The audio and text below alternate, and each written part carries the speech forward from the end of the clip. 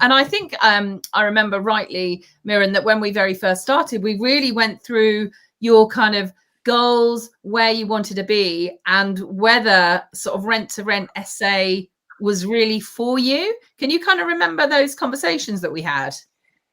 I certainly do. Yeah, I still remember you asking, "What is my why?" We started off with that, and I really had to sit down and think about, what's my why? It has to be strong enough for you to actually do this.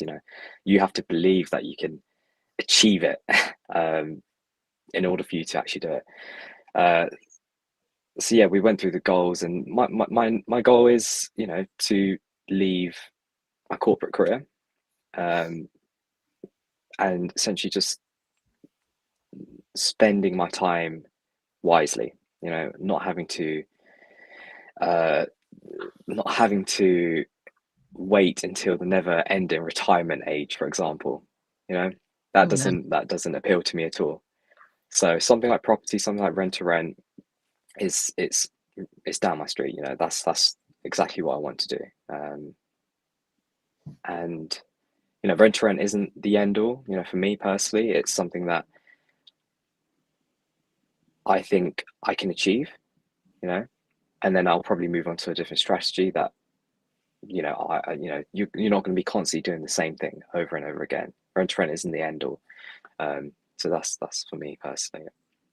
Yeah, I love that. And I'm a huge fan. Like, people say to me, why haven't you carried on building up a bigger and a bigger rent to rent?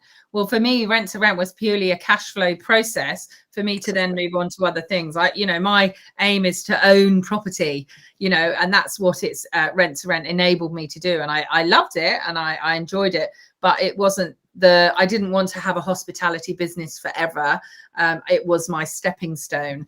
And some people, that's, they're sort of uncertain about that. But one thing I just wanted to really stick with you, Miren, on that is, I remember those kind of first conversations, and you kind of had these ideas, but you had this kind of almost hope in this hand, and kind of, that you knew that there was property in this hand, but you just couldn't quite mix them together. You were thinking, is this really possible?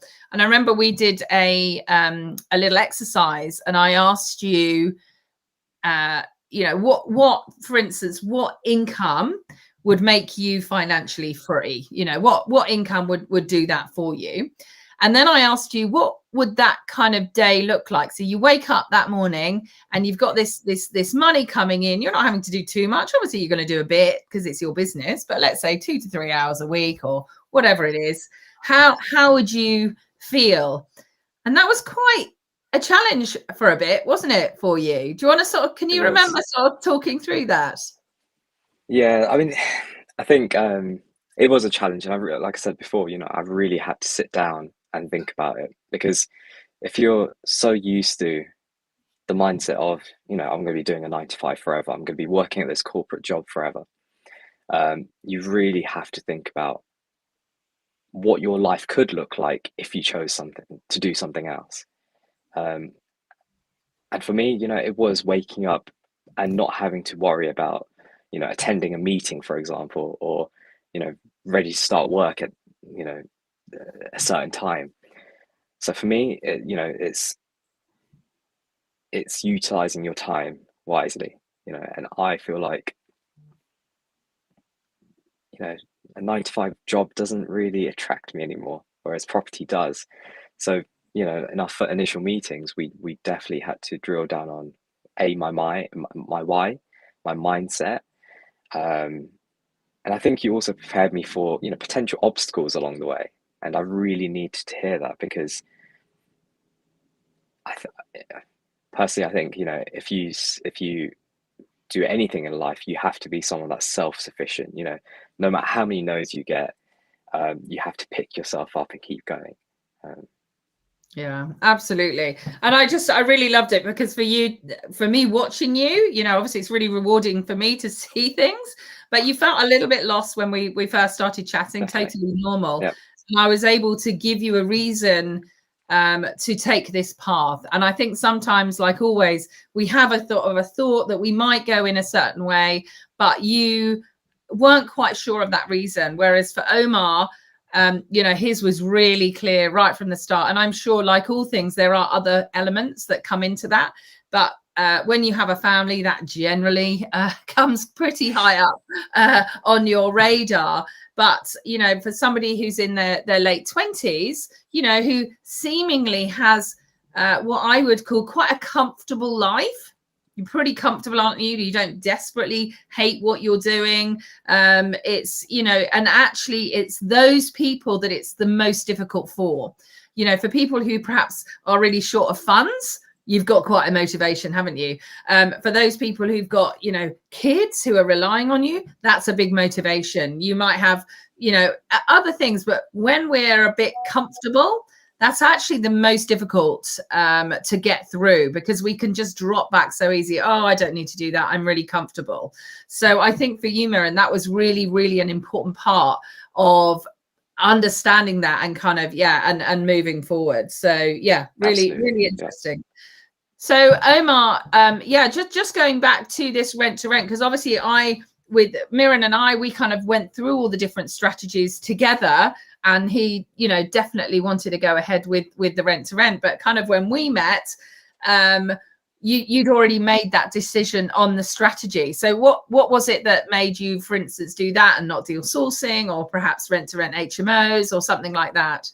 Yeah, that's a very good question. So as I mentioned earlier, I was looking at purchasing properties when I initially left my previous job, and I went as far as, you know, building that relationship with the agents, you know, go slow in order to go fast, as they say. So, you know, really investing genuine time with estate agents. I was looking at Watford, for example.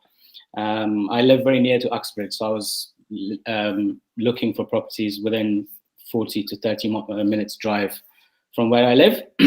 And then obviously the interest rates started to spike. But I saw, from my own experience, I saw that wasn't really reflected in the property prices. So as an investor, it kind of made me slightly hesitant, you know, to invest in that strategy.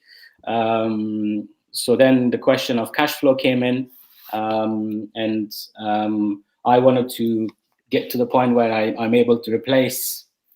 I was on a 6-figure salary, so I wouldn't say my salary right just yet, maybe in the near future, but at least our outgoings as a family living in London, to get that sort of outgoings that we have every month covered, and service accommodation came as a very good option. And I was lucky to have some education prior to meeting you, but I think with you also, it came at a very critical time, because I was sort of coming to an end on one sort of mentorship, and I, as let's say, as a graduate or as somebody who was actually ready to take the property, which is what we did with you. And then, you know, the practical side came in. So, and as you've seen from my WhatsApp messages, especially when we're taking on the properties in Oxfordshire, it was really great to you know, to be able to kind of send those messages and say, oh, what do I do with this? What do I do with that? Because you can really learn a lot in theory, but it's when you actually get to the practical side, it's quite assuring actually, and very helpful to have someone who's been there before and walk you through it. Yeah. Amazing.